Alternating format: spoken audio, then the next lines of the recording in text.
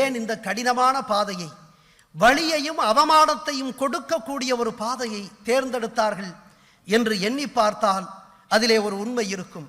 அன்றைக்கு நான் இந்த நேர்மை லட்சியத்தை தாங்கி பயணிக்க தொடங்குகிற பொழுது அவமானப்படுத்தினார்கள். நான் தனியாகவே நின்றேன். தனியாகவே அந்த நெடிய கொடிய பயணத்தை நான் மேற்கொண்டேன். கடுமையான வலியை தரக்கூடிய, வேதனை தரக்கூடிய அந்த பாதையிலே நான் பயணித்த பொழுது தனியாக பயணித்தேன். ஆனால் இன்றைக்கு அதே பயணத்தை மேற்கொண்டிருக்கிற பொழுது என் தமிழ் சமூகத்தினுடைய லட்சக்கணக்கான இளைஞர்கள் என் பின்னால் இருக்கிறார்கள் என்று எண்ணுகிற பொழுது இந்த நேர்மைக்கான வலிமையை நான் உணர்கிறேன். அன்பிற்குரியவர்களே, உணர்கிறேன்.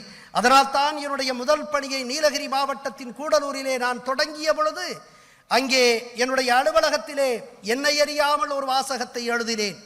என்னை அறியாமல் நான் ஒரு சாதாரண ஒரு எளிய விவசாயியினுடைய பிள்ளை. அந்த கிராமத்திலே நான் அறிந்திருக்கிறேன். அந்த கிராமத்து மக்களினுடைய உழைத்து இழைத்து களைத்து போன அந்த எளிய மக்களினுடைய வறுமையையும் வெறுமையையும் அறிந்த காரணத்தினால் என்னுடைய முதல் பதவியை பெற்றபோது என்னை அறியாமல் என் உள்ள கிடக்கையை வெளிப்படுத்துகின்ற விதத்தில் என்னுடைய அலுவலகத்தினுடைய அந்த சுவற்றிலே எழுதி வைத்தேன். என்ன தெரியுமா அந்த வாசகம்? உனக்கு அதிகாரம் இருந்தால் அதனை ஏழைகளுக்கு பயன்படுத்து என்றுதான் எழுதியிருந்தேன். If you have power, use it for the poor என்று எழுதியிருந்தேன்.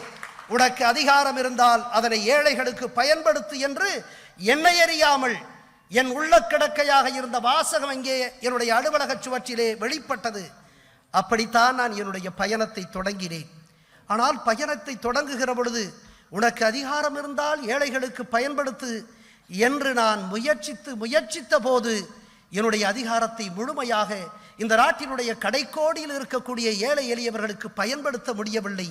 அப்பொழுதுதான் நான் எண்ணி பார்த்தேன், எது தடைக்கல்லாக இருக்கிறது என்று நான் எண்ணி பார்த்த பொழுது அந்த தடைக்கல் வேறொன்றும் இல்லை, லஞ்சமும் ஊழலும் தான். எம்முடைய அதிகாரத்தை நாம் பெற்றிருக்கக்கூடிய ஒரு அதிகாரம், IAS அதிகாரியாக நாம் பெற்றிருக்கக்கூடிய அந்த அதிகாரம், அல்லது எந்த நிலையிலும் நாம் பெற்றிருக்கக்கூடிய அதிகாரம், அது எம்முடைய அதிகாரம் அல்ல, மாறாக எம்முடைய உழைக்கக்கூடிய சாதாரண மக்களிடத்திலிருந்து கிடைத்த அதிகாரம். எனவே எனக்கு கிடைத்த அதிகாரத்தை என்னுடைய மக்களுக்கு நான் அந்த மக்களுக்கே திருப்பி செலுத்துவதற்கு தடையாக இருந்தது ஊழல், லஞ்சம் என்று நான் கருதிதான் என்னுடைய வாசகத்தை மாற்றினேன். அன்றைக்கு மாற்றப்பட்ட வாசகம்தான் லஞ்சம் தவிர்த்து நெஞ்சம் நிமிர்த்து என்று.